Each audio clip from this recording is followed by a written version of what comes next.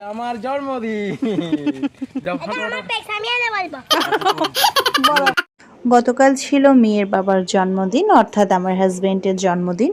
Happy birthday to you. So সে নিজে cake কেটে নিজের জন্মদিন সেলিব্রেশন পছন্দ করে না, বাট আমাদের জন্মদিন সে কেক কেটে সেলিব্রেশন করে। তো যাই হোক, কি কি করলাম তার জন্মদিনে, তার ছোট্ট একটি ঝলক। আমার জন্মদিন।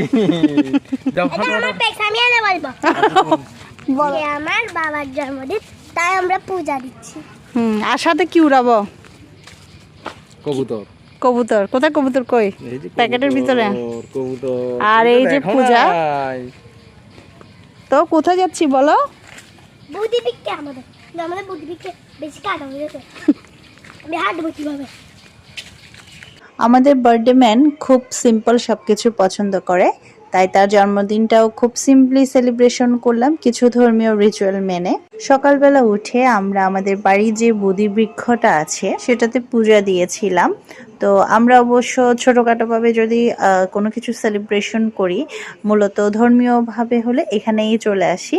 তো আমার শাশুড়ির খুব ইচ্ছা যে এই বছর তার ছেলের জন্মদিনে কবুতর বা পায়রা, আমরা যে যেটাই শব্দ ইউজ করি, কবুতর উড়ানো হবে। কবুতর এবং পায়রা মূলত একই পাখির দুটি নাম। কবুতর শব্দটি সাধারণভাবে ব্যবহার করি, আর পায়রা শব্দটি মূলত একটু বড় আকারে যে কবুতরগুলো আছে তার ক্ষেত্রে ইউজ করি। তো যাই হোক, ছোট্ট করে এই বিষয়টা একটু বললাম, কারণ আমরা অনেক সময় এই বিষয়টা নিয়ে কনফিউশনে থাকি। আমি নিজেই কনফিউজ ছিলাম এক সময়।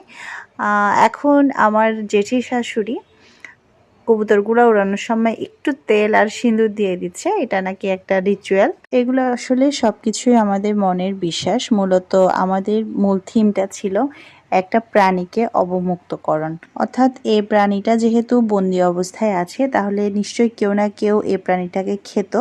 তো আমরা তাকে জীবন দান করলাম, অর্থাৎ তাকে বন্দিত্ব অবস্থা থেকে মুক্ত জীবনে ফিরিয়ে দিলাম। আমরা সবাই নিজের মতো বাঁচতে চাই, তার প্রাণীদেরও নিজের মতো বাঁচার অধিকার আছে।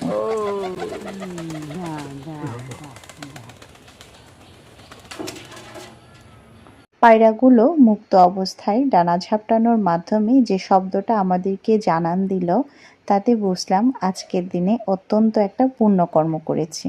আমার মেয়েটাও নতুন করে কিছু শিখলো, প্রাণীদের প্রতি ভালোবাসা এবং সহমর্মিতা। তো যাই হোক, মনটাই ভালো হয়ে গেল এই সুন্দর একটি কাজ করার মাধ্যমে। তো আমরা বুদ্ধিবীরকে ফুল, পানি সব কিছু দিয়ে পূজা করলাম। আমার হাজবেন্ডও বুদ্ধিবীরের চারপাশে জল ঢাললো বিশ্ব শান্তি কামনায় এবং আমাদের সকলের মঙ্গলের উদ্দেশ্যে। সবাই তার জন্য আশীর্বাদ এবং দোয়া করবেন।